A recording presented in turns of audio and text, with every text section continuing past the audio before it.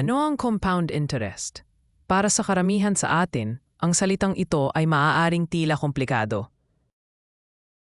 Pero sa simpleng paliwanag, ang compound interest ay isang paraan ng pag-generate ng interest mula sa principal amount o pangunahing halaga, pati na rin mula sa mga interest na naipon mula sa mga nakaraang panahon.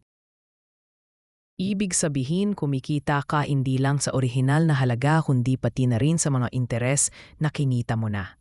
Isipin mo ito na parang isang snowball.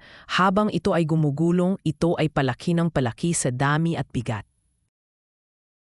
Ito rin ang compound interest, na mas malaki lalo kapag mas matagal na panahon ang lumipas. Sinasabing ito ang isa sa mga pinakamakapangyarihang konsepto sa larangan ng pag-iimpo at pamumuhunan. Mahalaga ang pagkaintindi sa compound interest lalo na kung ikaw ay nagbabalak mag-impok o mag-invest. Sa pamamagitan nito, maaari mong palaguin ang iyong pera ng mas mabilis kumpara sa simpleng interest o tinatawag na simple interest.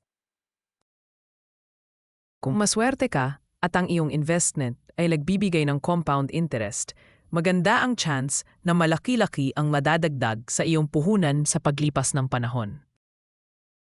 Para mas maunawaan natin, isipin mo na ikaw ay naglagay ng 1,000 piso sa isang akon na nag-o-offer ng 5% annual compound interest. Sa unang taon, kikita ito ng 50 piso. Sa susunod na taon, ang kikitain mo ay 5% ng 1,050 pesos, hindi lang ng orihinal na 1,000. Sa pagdaan ng mga taon, tataas pa ng tataas ang kikitain mo dahil sa compound interest.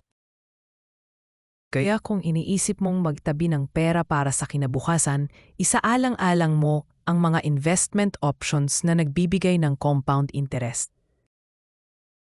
Sa pag-invest sa compound interest, mas marami kang pagkakataon para palaguin ang iyong yaman at mas magiging handa ka para sa hinaharap. Tandaan, financial literacy ang susi. Sana ay naipaliwanag namin ng maayos kung ano ang compound interest. Kung may tanong pa kayo o gustong malaman, mag-comment lang sa ibaba. Maraming salamat sa inyong pakikinig.